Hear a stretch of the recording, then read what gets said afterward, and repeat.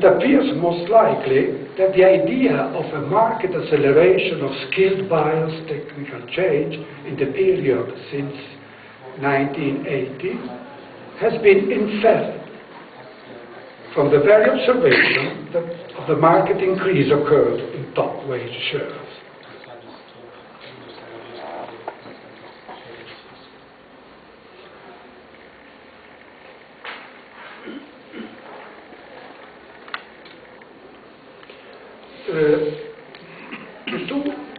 Piketty and Sides, well-known economist, French economist of French formation, point out on this that the increase in top compensation in the United States can hardly be the consequence of technical change, both because the increase is very large and concentrated among the highest income earners, and because such a huge increase in top wage shares has not taken place in most European countries which experienced the same technical change as the United States. They suggest an interpretation of the phenomenon of high compensation at the top in terms of non-market mechanisms. Non-market mechanisms such as social norms regarding inequality and the acceptability of very high wages. According to this interpretation, behind the fast growth of top compensations observed over the past 30 years, there would be a significantly reduced social, fiscal, and union pressure to contain them, and this would have greatly enhanced the high wages earners' capability to increase their compensations above the pre-war levels in relative terms. In the classical surplus approach to distribution, the question of the level of top management compensation is part of the more general question of the actual channels through which the parties' relative strengths act and changes in distribution are brought about. Within the framework of the monetary explanation of distribution, for example, it is maintained that interest rate decisions are taken under a wide range of policy objectives and constraints, among which the level of real wages is regarded as especially relevant. So if profits of, let's say, business income, the old profits of enterprise, in some weighty sector of the economy, say the financial services industry, are kept abnormally high by the presence of monopoly elements, and the shift in social norms regarding the acceptability of very high compensation has resulted in overly generous remunerations for top management, which contributed to increasing the price-level money-wage ratio in the economy. Then a compensatory effect on this ratio will eventually have to be sought through lower interest rates, so as to ensure the majority of the working population standards of living considered indispensable for social stability, as well as thus to sustain activity levels.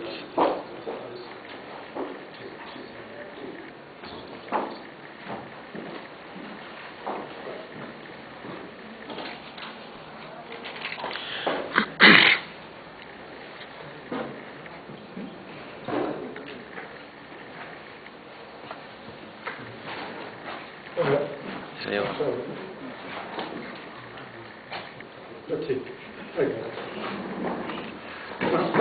Consider this expression called the gross profit margin, here defined as the ratio of value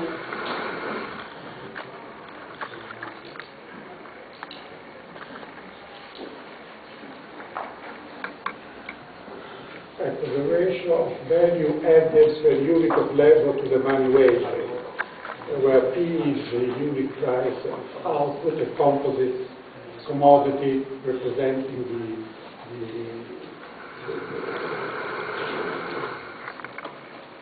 gross output of the economy, of a closed economy. A is the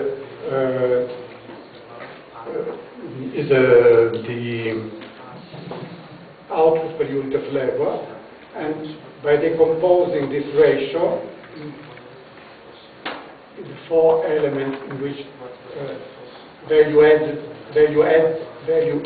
per unit of labor is composed, which means wage, KI are gross pure profit per unit of labor, LE profit of enterprise per unit of labor, and MR top management compensation. K is capital per unit of labor. I is gross pure profit per unit of capital. That is, it includes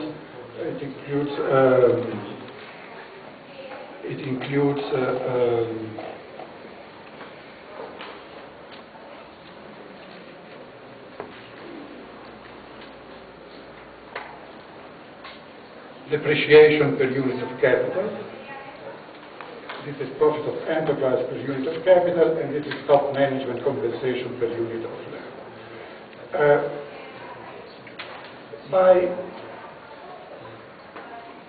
By reducing interest rates, which is regarded as a policy control variable, K times I can be reduced, thereby checking the rise of this ratio, hence the fall in the real wage caused by the rise in business profit, in cost of enterprise, and in top management remuneration. So they say a cheap money policy, which exerts itself on interest rates, can compensate the rise in this ratio and hence the fall in the real wage caused by rising RE and MR. This is the idea.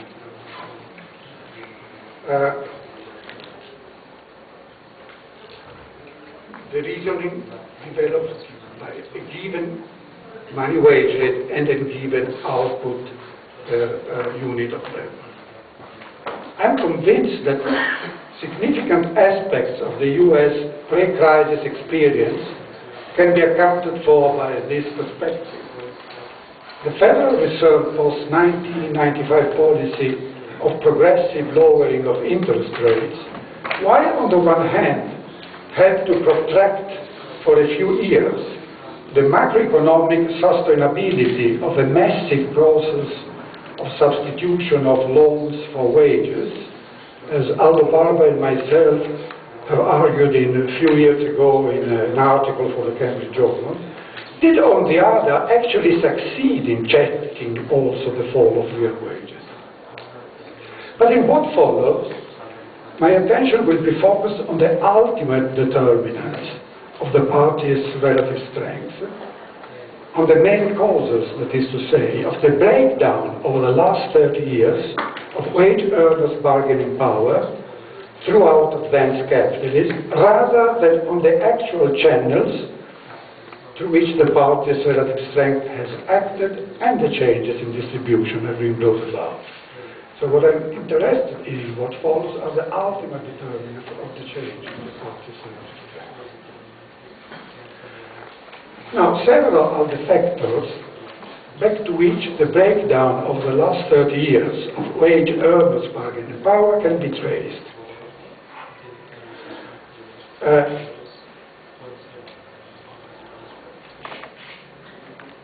This is a tentative, detailed list of these factors. Without attempting any precise quantitative assessment of each one of them, I've simply indicated the direction in which it is widely acknowledged that they moved over the last 30 years. So the first factor which I've indicated here, unemployment rate, which both in the USA and Europe have been on average significantly higher over the last 30 years than over the previous 3 decades. And this is quite obvious. There is a wave, especially in Europe, of privatizations, which in many ways have brought about, let's say, an enlargement of the area of the economy characterized by weaker employment and wages, earnings protection. There has been a marked increase in labor market flexibility, i.e. the incidence of, for example, bargaining at the level of the firm has increased with respect to collective bargaining. And the spectrum of labor contracts has also increased. The spectrum of labor contracts admitted by law, the disposition on the part of the worker to work overtime and to accept working conditions markedly distant from the preferred ones, wage dispersion and so forth and so on.